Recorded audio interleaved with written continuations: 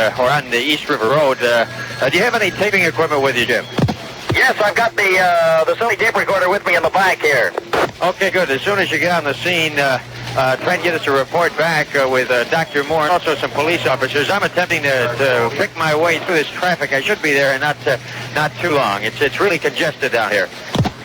See a little bit more traffic now. It looks like I'm going to have almost the same problem you're having. I see a great deal of traffic at the north end of the Grand Island Bridge now, at the base between the falls and the island.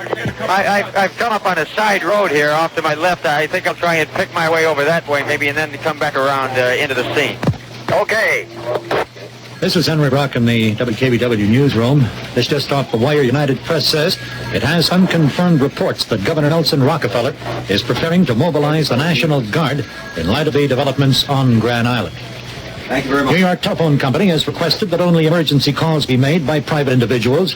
The lines are beginning to be swamped with calls, and police and fire officials' switchboards have been overburdened with calls. Fire officials in the city of Buffalo are concerned at this time. The fires that have broken out on the island have bled off a great deal of equipment, and extra units in the city have been called in. Commissioner Felicetta of the Buffalo Police Department has requested that all off-duty policemen report to the precincts. Henry, Herb Weinstein wants to know if we can hold for a second because he wants to coordinate the TV units. Okay. Don, have you gone to Delaware Park yet? Heading towards the thruway in case you want me to go to Grand Island. Okay, fine. We may shift the entire operation out to Grand Island in a couple minutes if this thing checks out. 54 to 393, Irv. Yeah, Alan, go ahead. Listen, if they've got this Whitehaven area cordoned off, well, let's get out there with the sound equipment. Okay, go. 55 to 393, there sure must be something doing here. Okay, Alan and Sam are headed out there with the sound gear. Right on the corner at Whitehaven and Grand Island Boulevard are within a half a block of it. Out of the car. 393 out. This is Henry Brock in the KB newsroom. It has just been confirmed that Governor Rockefeller has mobilized the National Guard, and contingents of the Guard from the Western New York area are on their way to Grand Island. And now we have KB Total News Director Don Lancer standing by with a report from Grand Island. Well, this is Don Lancer. We finally made it down to an area near the scene, and I'm speaking with lineman Dennis O'Malley. Could you tell me, Mr. O'Malley, what happened? Where were you when this thing occurred? I'm working for Niagara Mohawk. I was checking out a line break earlier, and suddenly the sky lit up and there's this tremendous explosion. Do you have any idea what it was, sir? No idea at all. Just a loud noise and a bright light. That's all I know, man. Do you know if anybody at all was injured? Have you heard any talk of that? No, I don't know any of that stuff. Not pretty busy here. We got now North Sherry, Broadway, Woodley, LC, Redway. Man, the power's not all over this place. Do you think this might have been a gas main explosion or something like that? No, I've heard gas main explosions before. This was nothing like that. I ain't never heard anything like this before. Did you see anything fall? Anything hit the ground? No, just a bright light and loud noise. That's all I heard, man. Okay, thank you very much. This is Don Lancer in unit number 2. We're going to try now and make our way over to the scene. We're about 500 yards away from it at this moment. Now, return you back to base. Mike Houghton, this one? This is Jeff Kay. Henry Brock is on the other side of the room right now, trying to raise Jim Fagan, who's in some portion of the island. You just heard KB News Director Don Lancer, who is attempting to make his way to the scene of the death. I think we're picking up Jim Fagan now. Let's listen. Jim, where are you at the moment? I'm just off Whitehaven Road, Hank, not too far from the scene. What do you see there? A lot of destruction? Any houses down? Right. Several houses have been leveled to the ground, and I can see ambulances. There are about 3 or 4 ambulances on the scene that I can see. The attendants and the medics in these ambulances are now treating several of the people who have been injured here. I counted about 20 persons injured here at the scene. What do you got? You got walking injuries or real bad ones? Hank, these people are badly crippled as a result of the injuries they've received. Several people are unable to walk at all, and I see a number of people bleeding about the face. How about fire? Any destruction from fire or fire's burning at the moment? I'm sorry I didn't catch your last message, Hank. Are there any fires in the area at the moment? Several blazing all about. Do we see about 5 or 6 fires in the one immediate area that I can look to my right? And total news, sir. Go out. Jim, what about there are reports of a crater up there? Have you seen it or can you see it from where you are on your way up there? I was able to make my way to the scene with the professor, and then he and I were separated. I did manage to see some sort of a gigantic hole in the ground. I can't see any more than that. The police kept pushing us back. They got some sort of a fence around the whole area. not allowing any of us to get too close. Go on, I'm going away. Okay, Jim, 393 out. Jim Fagan on the island, and apparently our worst fears have been realized with respect to property damage and personal injury. We understand now, we have a confirmed call that the National Guard is on their way on the Niagara Freeway. Don Lancer is on the island. I believe he's trying to pick us up now. I think that was Don coming in. At any rate, the National Guard is on the way to the National... Come on, Yes, Don. Let me turn over to Henry Brock. Come in, Don. You're on live. You're on. Yes, Henry, it's not a meteor, Henry. I'm standing on the edge of the crater right now, and I can look down into it, and there are clouds of white, hot steam rising from the face of what looks like some sort of a metallic cylindrical object. It's a very large object that's lying in the bottom of this crater.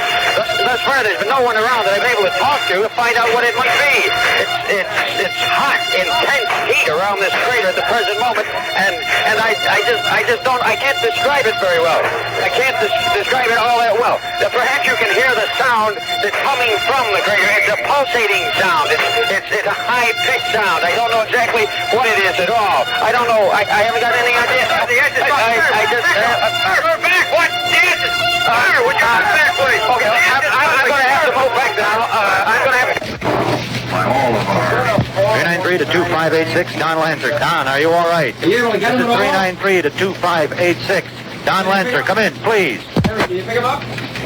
393 2586, Don Lancer. Are you all right? If you hear me, answer, please. Henry, try Jim Fagan. If you can't get him, This is 393 to 2587, Jim Fagan.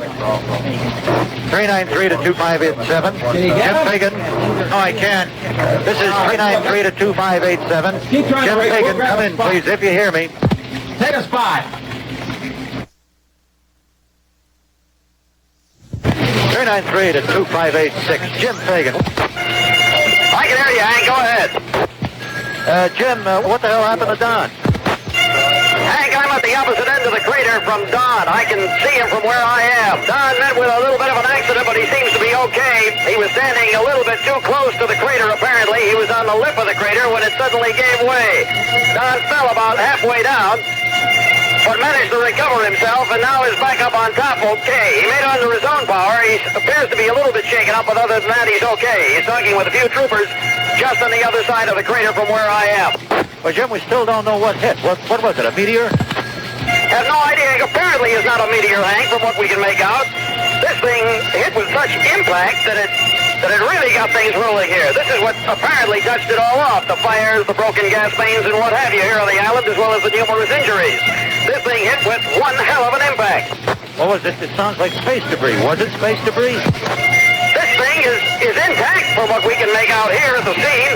There's a lot of white heat coming out of there deep in the crater, but from what we can make out, this thing is intact. You can hear the noise. Listen to this thing. Can you hear it, Hank? Yeah, I can hear it all right, Jim. Well, what do you think it is, a booster?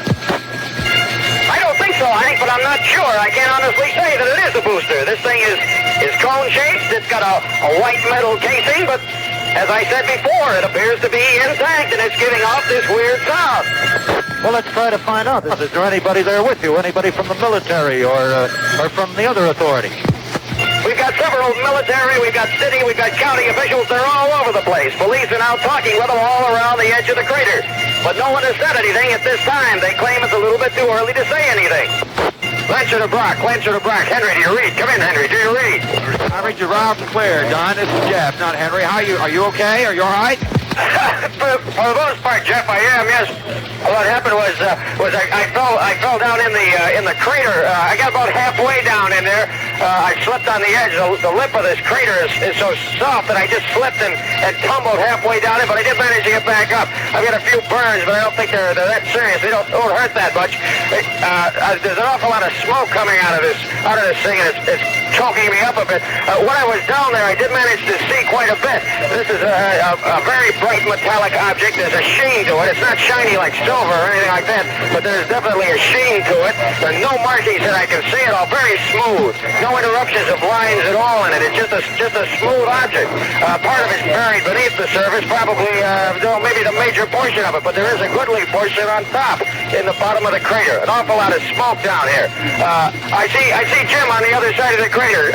Come in, Jim. Do you read?